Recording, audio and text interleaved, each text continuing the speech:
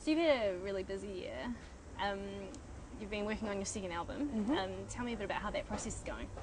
Yeah, I mean the process is now officially finished. The record is mastered, and yeah, it's a pretty interesting season, getting ready to share this new baby with the world. I guess that's the best way of thinking about it. It really is like a child that you've put all this love and care into, and yeah, I'm really excited. I'm going to be debuting a couple of little snippets from it tonight, and yeah, like I said, this feels kind of like the perfect place to debut a little bit of the material in the motherland. It's been a busy year, but a different kind of busy. I've been rooted in one place in Los Angeles, not touring all around like I have been in the past, but busy sort of emotionally and energetically, because there's been so much going into this body of work. How have you found the process of putting together that second record? Because obviously it's come about in a very different fashion to the first one. In some ways it has. The process is still reasonably the same. I mean, I was making a lot of the first record in my bedroom in Melbourne with a much more limited palette. A lot of it was done, yeah, like I said, just on the computer, but then also with producer Francois Tites, which was a studio setup, but a little different to the one I've been working in out of in Los Angeles. This process is still the same in the sense that I've been working with musicians who I respect a lot, and kind of sampling elements from them and making a palette to work from out of the different people on board. The people have just gone up, and I never would have dreamed I'd be working with people I've worked with on this album. So it's been different in that sense, you know, the sort of the influence that they've had. But in terms of the process, I think I still work the same way as I used to. So. Who were you most excited to be collaborating with? Oh man, it's so crazy to think. I mean, Daniel Johns was a pretty big deal for me. Silverchair were huge when I was growing up. Dyke Parks. I had worked with both of them earlier last year to do a performance in Adelaide, which was a body of songs from Song Cycles, which is Dyke Parks' record, and also Diorama and Beach Boys material. But in this scenario for my second album, Dyke was, you know, composing on top of a song I'd written, which was quite an experience. Yeah, that was a really amazing moment for me. I also got to work with John Legend, which was quite an amazing experience as well, to sort of be in the same room as someone like that who's had so much experience as a writer. And his process is really different to mine, but I learned a lot from that experience. Thundercat is probably my favourite bass player, and he's been a massive part of this new record and become like a brother, so that's been another really kind of exciting collaboration that's gone beyond just musical as well, you know, it's become family, so it's good. And in terms of the finished product, is it, how is it different to Vows? I think this new body of work is pretty different. I mean, pushed myself a lot, you know. I feel like I've grown a lot as a vocalist from being on the road. I mean, it changes the way you think about music when you're constantly working with a live band, responding to a live drummer, which wasn't the case when I was making Vows, you know, just sort of programming beats and then having him, you know, reinterpret them for the live context. But after being on the road with the boys so much, I had a different way I wanted to make music. I was lucky enough to work with Michael Jackson's drummer actually on this new album for a bit and have him come into the studio and respond on the songs.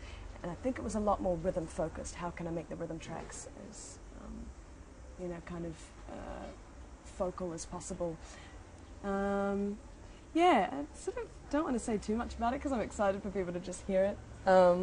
But I'd say there's definitely, you know, hints of R&B and sort of, you know, progressive rock elements, and I'm still drawn to. I think all of that finds its way into the new album in some ways.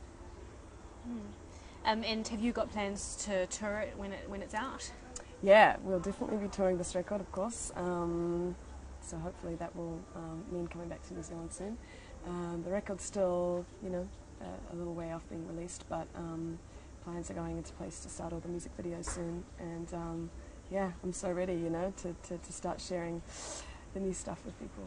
So that must be your next year or so sorted, right? Like Exactly. videos and touring and promoting and that kind of thing? Yeah, it's all about, like I said, kind of birthing the baby now. But at the same time, it's cool to be back here and playing some songs off Vows for people, because we've made an effort to kind of rearrange some of them and give them a little fresh slant for people who might have seen the songs, you know, performed quite a few times. So it's going to feel like a pretty fresh show for us as well. Cool. And any other highlights from the past year? Because I know you've been travelling a lot. You know, what have been some of the most exciting projects that you've done? I mean, there has been a lot that's happened this year. Obviously, it's all been kind of album related, but on top of that, I did get to do some kind of exciting work for films this year. One was Frankenweenie. Well, I guess it was last year. Forget that it's 2014. Frankenweenie for Tim Burton. I got to work on a song with a producer who worked a lot with Bjork called Damien Taylor. That involved some collaboration time in Montreal. Arcade Fire's drummer jumped on that track, and we kind of made a little song that was inspired by the film that Tim Burton had made. Ended up on a soundtrack CD for him. That was really cool, getting to be a part of that, and I think that's still a big aim for the coming year, to be involved with as many film collaborations as I can, because the visual world is so important to me, and I find it quite liberating to write when you're serving someone else's story as well. And, you know, it takes a lot of energy to always be within yourself to write a song, but when you're given a brief by someone else and you have to compose music to help tell their story, I think that's quite a fun place for a songwriter to exist in for a bit, to get out of their own head for a bit and sort of work with someone else's, you know, to help someone else's vision, yeah, add to that, right? Yeah. And you've been living in LA? Yeah. How have you found that? Over a year now. Yeah. Los Angeles is funny.